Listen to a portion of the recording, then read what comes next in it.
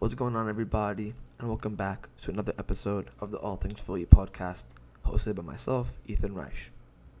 Liverpool Football Club, a team that in recent years would press the whole 90 minutes, would counterattack you nonstop, catch you when you don't expect them on the break. A team at the back so solid, a team in midfield so solid. Where has that gone in this year? The start of 2022 for them has been nothing but shambolic, I think, when you consider Liverpool's recent success in both Europe and its domestic league, the Premier League.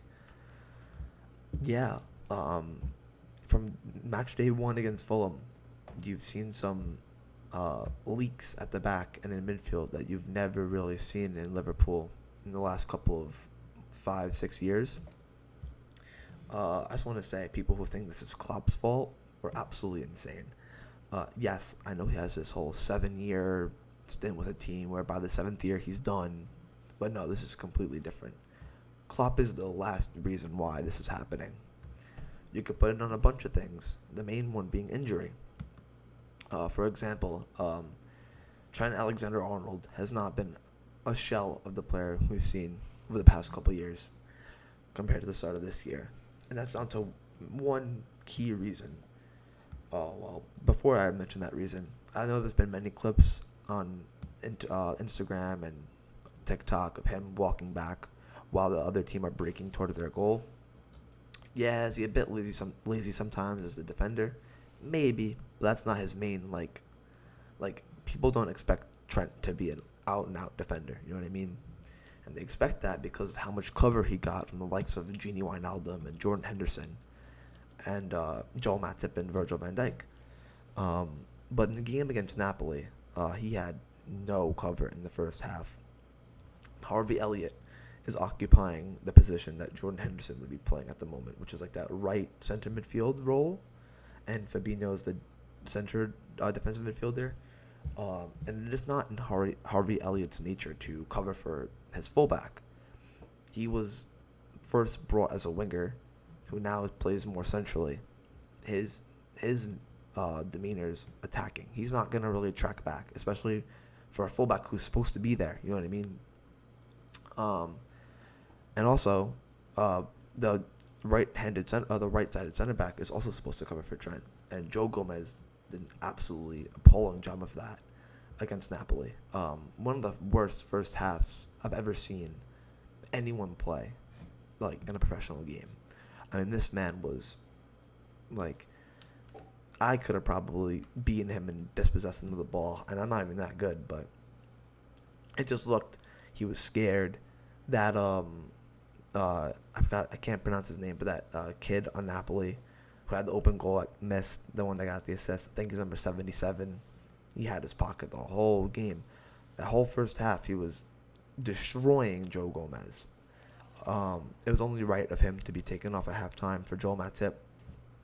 And once that happened, I feel like you saw the real Liverpool start to show itself again. Yes, I know they did concede a couple more goals, but it felt more controlled at the back. It felt like that side was being more and more dealt with. Yes, Napoli kind of already won the game, especially like 2 minutes after the second half when they scored.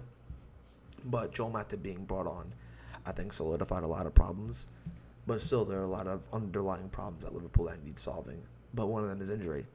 Also, Van Dijk looks to be a little more conservative at points, and I think he's inclined to this because he is coming off the back of a bad injury. Last year? I think the year before he was out the last couple of games as well with a big injury. That year in COVID, but yeah, last year coming off an injury, it takes a toll on you, and to be in like that Klopp team, that high line requires so much physical stature and quality. You need the legs to get back when a player like Marcus Rashford or Osimhen in Napoli are running down your goal. You know, that could only last for so long. I was listening to the kickoff by True Jordy, and they were saying it's only a matter of time before Van Dijk has to start relying more on this.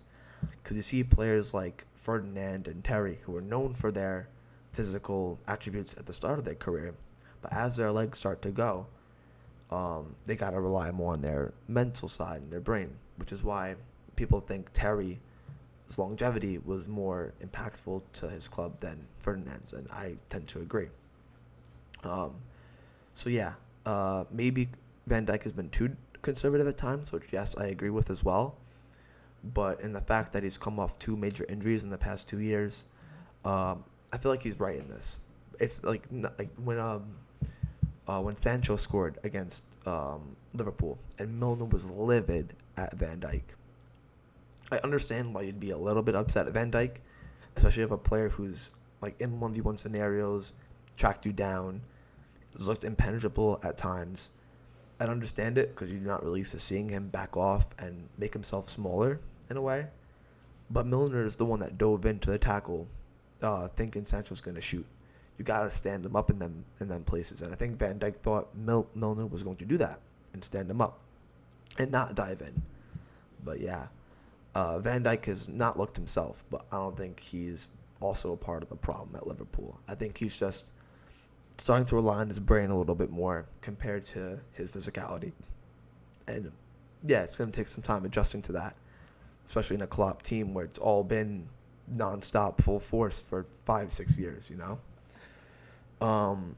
Another big part of the problem, again, that results from injury is the lack of Thiago. They're missing that key ball-playing midfielder, I feel like, especially from a deeper area.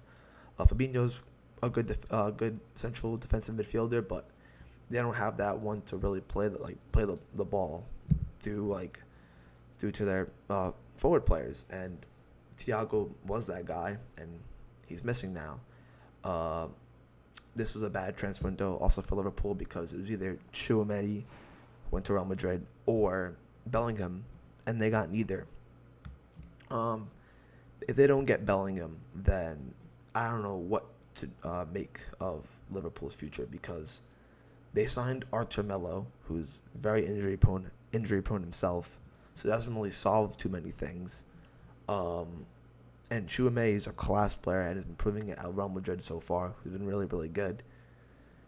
I don't know what to expect from Liverpool if they can't sign Bellingham in January, really. I think they need him more than anybody else right now. Yeah, that's a big problem for them, that midfield. Too injury prone.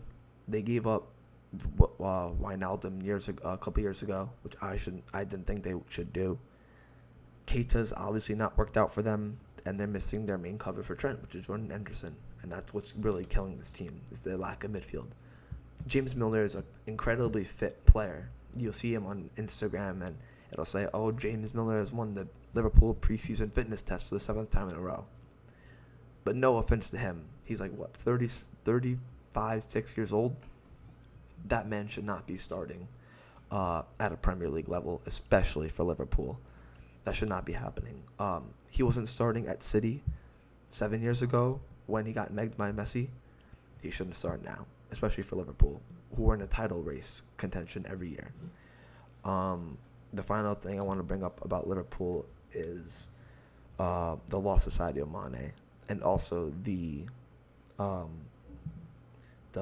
drop-off by Mo Salah.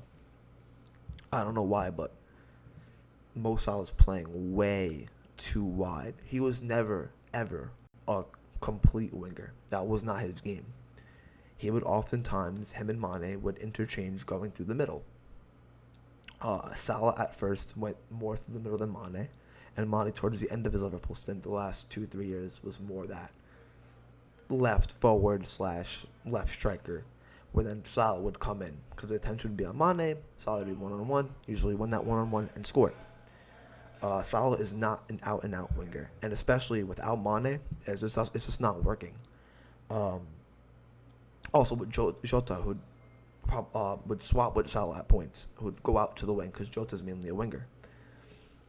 I think Salah's too isolated without the players like Mane and Jota in the team, and with Mane completely gone, how is that going to affect Salah in the long run? We'll wait and see. But what really summed it up for me was that game against Bournemouth when they won 9-0 and he didn't score. that kind of signaled to me that he's just completely ineffective. I mean, there have been games where the Newcastle one, for example, I don't even remember seeing him touch the ball in the attacking third. Something that Mo Salah has done so well is be impactful in key games. And he hasn't been impactful in any game so far. And I don't know if that's going to change, especially without a Thiago or a Bellingham playing him that ball through the middle. And Firmino now playing that center forward role that kind of takes the middle away from Salah, unless Salah goes more of a striker and they play Harvey Elliott down the right wing and Firmino more of a cam / center forward. That could work, but I'm not the manager of Liverpool, so I don't know what to do. So, yeah, but they really miss Sadio Mane. That's what also it mainly comes down to. Him as that outlet as well as being that target man up top to just hoof a ball to and let him go chase and like fight for. They're missing that as well. They don't really have that at Liverpool right now. I thought Isak would have went to Liverpool, and I think he would have been a good signing for them. But no, then like Darwin as well has looked really, really good when he's played and when he's fit. For example, when he came on against Napoli, I thought it was pretty good. But I think he needs more time to develop. Like, people comparing him to Haaland are delusional. Like Haaland has the players around him to make him adapt quicker, and Darwin right now doesn't have that. He has an ineffective Salah, a midfield that are completely hampered on injury, and a back line who can't seem to get it right at the moment. They're leaking too many goals, and I don't know when this is going to change, but I don't know. I was ready to see Liverpool really give it their all against City. That's another thing as well. I think them almost winning the league last year, having City snatch it in the last 30 minutes of the game against Villa, and as well as we want revenge in Madrid, and then losing 1-0 and not doing anything in that game. That's kind of playing a part into this season, like a little hangover. But I think it's really injuries and the ineffectiveness of Salah and the loss of Sadio Mane that's contributing to Liverpool struggles so far. And I don't know where they finish. Will they make top 4? Probably. But is it delusional to put them outside the top 4? I don't think so. You got Arsenal. You got City, obviously, probably going to win the league. You got even Manchester United have been playing better. Spurs. I don't think Chelsea are going to make top 4. But there's some teams up there that, could maybe challenge. I mean, we'll see. I think Liverpool will come fourth. But I think their main rival will be Spurs, Arsenal, and United. And those are 4 teams that could fit into 2 spots or 3 spots. So there's going to be one left out, and I think it might be Liverpool.